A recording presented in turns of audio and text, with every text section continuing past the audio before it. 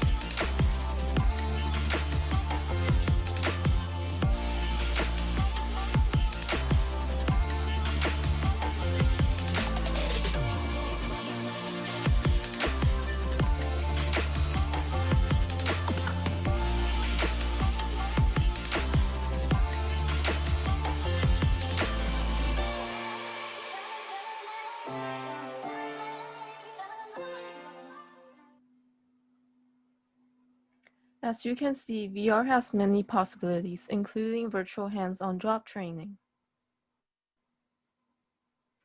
Next, we got AR. Basic equipment for AR is a computer or phone to generate visual overlays through an app, website, or AR software.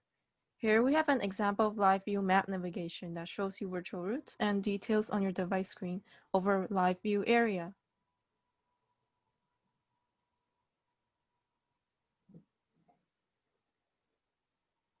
Game apps also have AR, such as Live View Pokemon Go.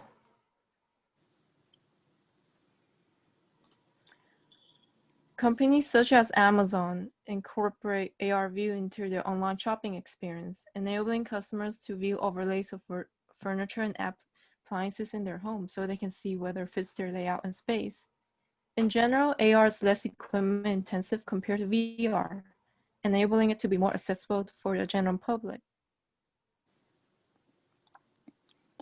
Like all emerging technology, There are some advantages and disadvantages. A major advantage to virtual and augmented realities is their ability to create positive learning environments. For one, they are way more engaging than the classical academic setting. Once users put on their headsets, they are immersed in these lifelike landscapes where they are able to interact with their environment and conduct real-life activities. Similarly, when using augmented tech, users are looking at the world through a different lens that provides complementary information to their environment. Because of this, incorporating virtual reality and augmented reality into training and education has shown to increase retention rates. Users are able to receive real world type experiences without having to deal with any of their real world threats. And by eliminating the risks and constraints of real life, we can avoid hazards, save resources, and ultimately money. Some virtual reality applications also connect to the internet, allowing users to interact with others online despite their distance. Another advantage to virtual and augmented realities is their ability to absorb the user and have them engage with their new environment. Immersion therapy has emerged as a state of the art treatment for people who've experienced traumatic events or struggle with phobias. Immersion therapy works by incorporating CBT procedures like breathing and thinking clearly about situations to create a positive reaction to any negative stimuli. Users are also gradually exposed to negative stimuli to desensitize and heal from traumatic experiences. Some disadvantages associated with virtual reality and augmented reality are its psychological and physiological side effects. The gradual desensitization experienced by using this technology can also lead to a decline in human interaction. Human connections are normally made through a range of stimuli, but in but this is minimized in VR and AR as it is just software. There's too much interaction with virtual worlds can also provide a false sense of security, which can subsequently lead to addiction. Physiological effects are experienced after heavy use can include disorientation, dizziness, and nausea. Most of these negative effects are due to the disconnection from the real world.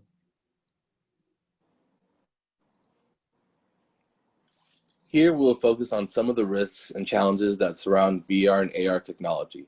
Some of the risks that immediately affect people are in the form of health risks.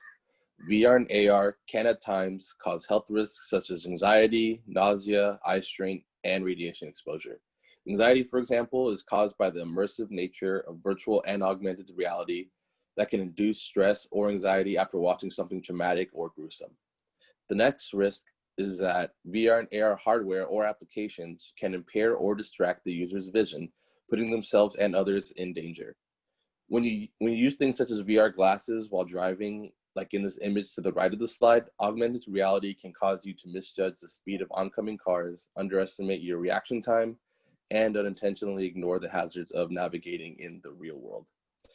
Another risk that a lot of people worry about for VR and AR is the problems of social isolation, blurred lines between VR and AR, and reality or escapism. As virtual reality becomes more real, people may find it difficult to distinguish between reality and virtual reality. For example, after an intense and emotional experience in virtual reality, people can have behavioral problems because some actions that are acceptable in VR may not be socially accepted in the real world.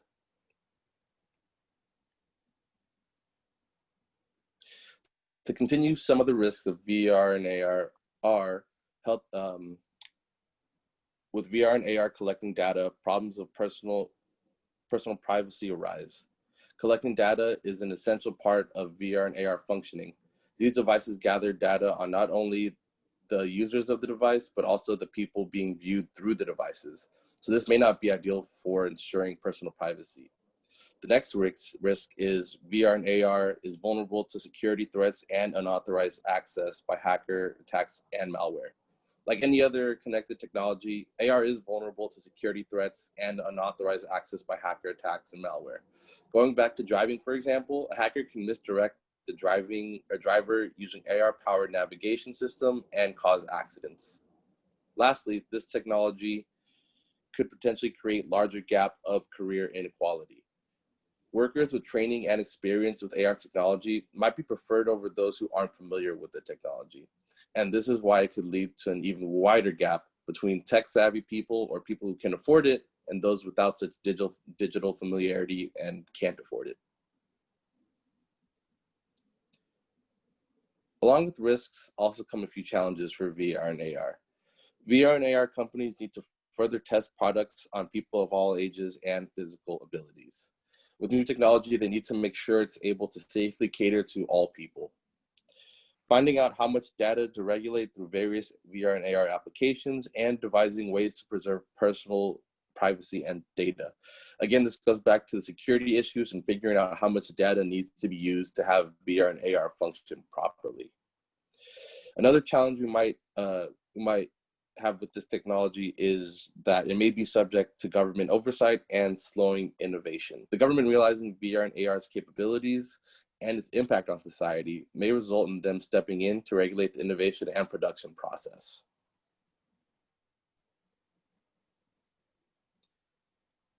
Some more challenges that VR and AR companies have are that the price is currently too high for the average consumer or small businesses.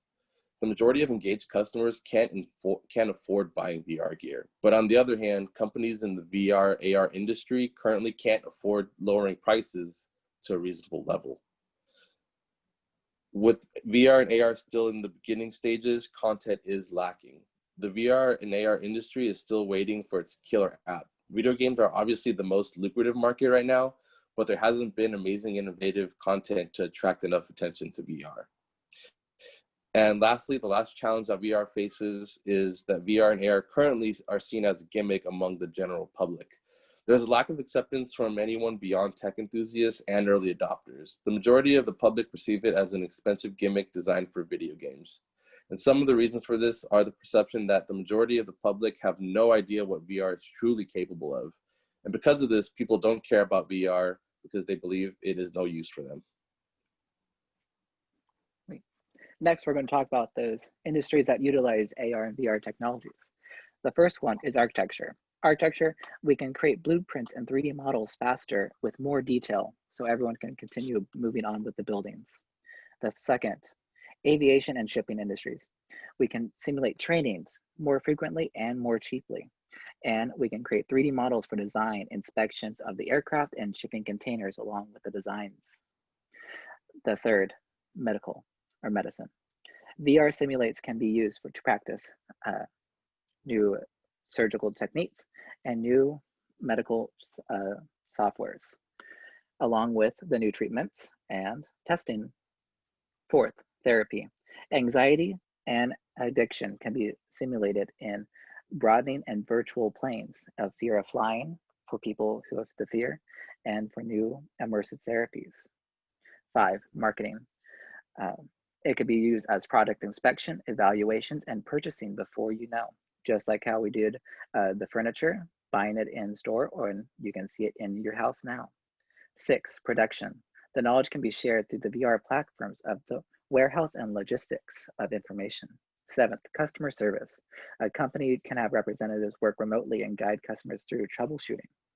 8th, education and training. Students and trainees can learn and practice their first steps virtually before applying them in the real world. And we'll move right into the medical industry. They use this very widely in having risk-free practical experience. It's more effective for off-the-site training before people come in and learn, besides just observing. They're able to try out their experiences before they do it all. As we talked about therapy, we have the new immersive therapies and other new therapy options that people may not have the opportunity to try for in person. And of course, lastly, the virtual assistants during the procedures. We can have doctors call other doctors to help do this. We have YouTube, of course, to be able to show all these things that are all a good platform, but we're able to see things on hand from a learning platform. And of course, doing with the healthcare industry. With VR, operating rooms will no longer have the limited access for technology and to manage the people inside for the medical trainings. I was like, we're able to do that offsite and have more room for them to do. And of course, virtual reality allows creative logistics and simulations for everything that we do in the risk-free environments of practicing. And of course, we're able to stream our operations in real time for trainees, of course, during surgery and in a live session. And then we'll be moving on to the education and training portion of everything that we're learning to do in our normal everyday day lives. Of course, the first one that we're going to be learning is pilots. We can do flight simulations, construction, safety training and materials of tools, maintenance and services, remote maintenance and servicing of computers and mechanics, and of course, doctors, surgery simulations, and military. This is our big one for land, air, and sea for combat. And of course, military uses VR as an adoption of military includes the Army, Navy, and Air Force, where it is used for training purposes for combat and useful training of combat soldiers in dangerous situations that could be learned to learn the appropriate manner and how to defend themselves. And lastly, the future of VR. VR is, of course, VR and AR, of course, are becoming more and more in our lives of every day. And with the inclusion of 5G, AI, content creation, and content time, things will become faster, better, less time, and we'll be able to create more things and be less dependent on working with each other in physical contact, where we can be removing it in remote day-to-day lives. And of course, if you guys want to try out any more devices with VR and AR, I recommend that you guys try any of these things. We really love the Google Cardboard, but of course your smartphones are really good VR and AR devices right now. Thank you for watching, and let us know if you guys have any questions down below.